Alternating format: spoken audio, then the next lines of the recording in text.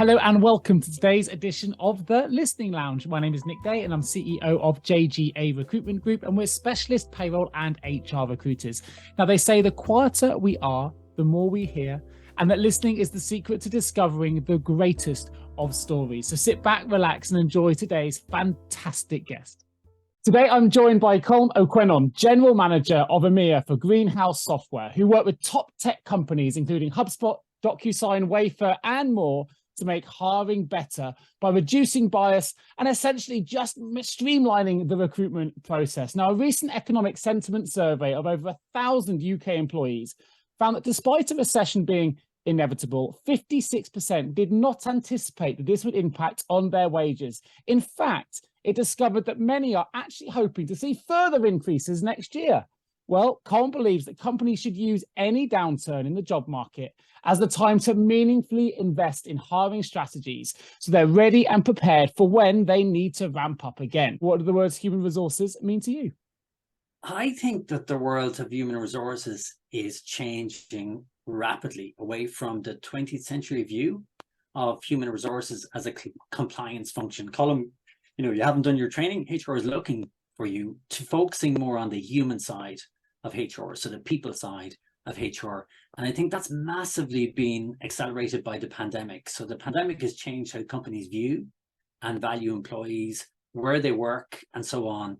And companies are rethinking their relationship with their employees, putting them at the center of everything they do. And ultimately, that's resulting in the emergence of a human-focused company. And what we call in Greenhouse, we call them people first companies. So focusing on people, prioritizing the needs of employees, so that their organization can foster a more productive and a more engaged workforce. And ultimately that leads to better business outcomes by essentially becoming people first companies. But I think we've seen the world of personnel moving to HR. We're now seeing a lot more titles becoming chief people officer, for example, and people coming into those titles really talking about why talent matters now and why we get recruiting strategies right, and also what people first companies mean. I mean, your website hits you quickly. It's the future belongs to people first companies. But what does that really mean? The future belongs to people first companies. Well, I suppose it's probably worth stepping back and giving a little bit of context to why we say that. First of all, despite what's happening externally, hiring remains very, very competitive. So, for example, where you are in the UK, if you remember back to September, when there was so much economic turmoil, at the same time, you had job numbers that came out that showed unemployment was at its lowest since 1974. So, a huge shortage of talent.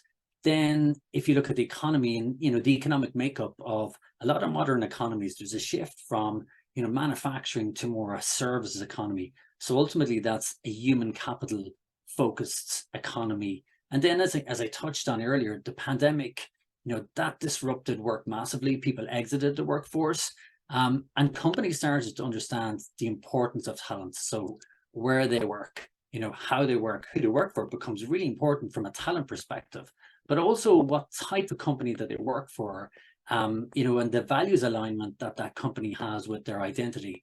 And that comes through in research that we've done. So, every couple of months we do candidate surveys. And in the most recent research, 91% of candidates believe that a healthy, diverse, inclusive company culture, that's really important to their decision-making about where they work. But then what also comes through in the research is they're looking for greater flexibility. So flexible hours. They're looking for transparent D&I commitment and efforts, and a clearer purpose driven company mission. So that's really coming through in the data. And I suppose what we see is that companies who prioritize those candidates' needs and adopt people first practices, they're going to win the war for talent. So ultimately, they view their people as a highly strategic asset. They view the HR function as a highly strategic function and not a HR function.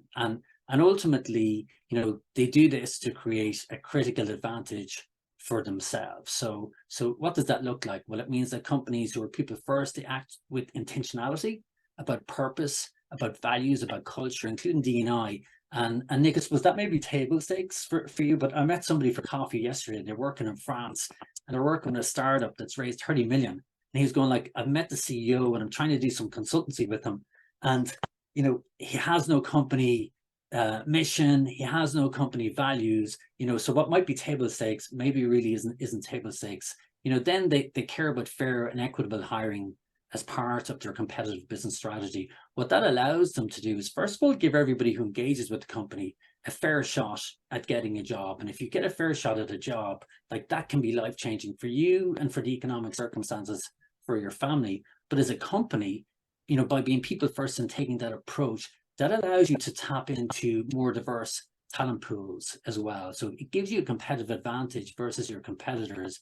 They also focus on collaboration and employee experience. And that's become particularly important in a world where, we could be working from, I'm in my kid's bedroom right now, so if you think about how easy it is for me to shut my PC working for one company and open my PC working for another company. So it's really important that companies really build that connection to employee experience. And I suppose the last thing we see people first company do is leverage technology to drive human-centric employee engagement. So for me, there are the key elements to being a people first company. There's a lot to pull out of that. I couldn't agree more with pretty much everything you've said, right? It's the world we're living in now, moving away from command and control into a world of culture, coaching cultures and psychological safety, right? But it's interesting because I guess the question I'd like to ask, pre-pandemic, a lot of businesses were compliance first. Post-pandemic, we seem to be companies wanting to get to more of a people first mentality. We all know that the global pandemic drastically altered the way people work, the way that people live their lives in a very, very short space of time. And it's kind of rapidly advanced technology in the way that we approach work now. Do you think we'd be having this conversation, though, if the pandemic hadn't come when it did? Do you think we're already on that pathway, but that pathway to be where we are now would have taken 10 years? Have we fast-tracked that, or are we already on this kind of step change? I think we were on the journey, but at a slower pace. So, for example, if you think about people first, guess what? When I was in Oracle, for example, I worked for a fabulous leader who made sure that everybody in the organization had a development plan, that every quarter, that every individual contributor with their manager, they updated that development plan, and it was built into career ladders and so forth. So I think in every organization, there were pockets of brilliance where somebody could get that, tap into that incremental 10 or 20% of, energy, extra energy and extra productivity, by taking that people first approach. But I think it's a bit like hiring as well. So, guess what? In previous companies, I also adopted a structured hiring process, but it might have been more like individual managers doing something in a very good way, as opposed to doing it at scale. And I think the pandemic accelerated the requirements to do stuff at scale. So, for example, companies have to move their hiring to digital. Guess what? Then you do need to step back and be very structured in how you hire somebody to make fair decisions, to make good decisions. Similarly, from an onboarding perspective, one of my kids, I remember when I was in a previous company, said, okay, you've hired this person, what should you do? And my kid said, put him beside the smartest person in your team. That doesn't sort of work in this environment. It's how do you create a very structured onboarding process so that, a candidate or an employee can go, okay, my company has their stuff together. And it's doing that at scale. And for me, that's what's changed from a pandemic perspective. We've had to take individual best practices and do them at scale, as well as knowing that lots of people have exited the marketplace. So, for example, I was in Washington last week. The person that I was sitting beside retired at 57. He was going, actually, I just decided I'd had enough, and the pandemic, made that happen. Hence, when I go back to earlier, data points like what happened in the UK in September, despite, what was going on in terms of economically, there was still a massive shortage for talent. So I think all of those things combined sort of like accelerated a trend or a journey that we were on already. I think one thing, we're going to have business owners listening to this that are going to be feeling like they're giving. The more we give, the more people seem to ask for. It's a human trait, whether you mentioned your kids earlier, if we spoil our children, they want more, and they see the value of that product or thing less each time they get something else, right? Because the value becomes less. So if we suddenly went from 9 to 5:30 command and control to suddenly giving someone the ability to come into work one day a week at 10 a.m., that'd be seen as a huge thing. We've gone the whole way now. There's full flexibility, people working from home. And what we're seeing in the world of recruitment is, and rightly so, employees are going to consistently say, now we want to look at a 4-day working week, or now we want this benefit or a little bit extra salary here. And at what point, what's the breaking point for the business owner listening to that who feel like, okay, I can do all these things. I want to get the top talent into my firm, but I also want to make sure I can afford it and I can offer the things and it doesn't break the back at the same time. Is there a breaking point? How far can we go with this? So I think there are certain essentials. So for example, we have a customer support line. That support line has to be staffed for certain hours. Otherwise, we can't function as a business. So I think there are certain prerequisites that every organization has. But I'd always bring it back to, like, a lot of this is scaling best practices. So for example, at one stage in my career, I had a mother who'd just come back from maternity leave.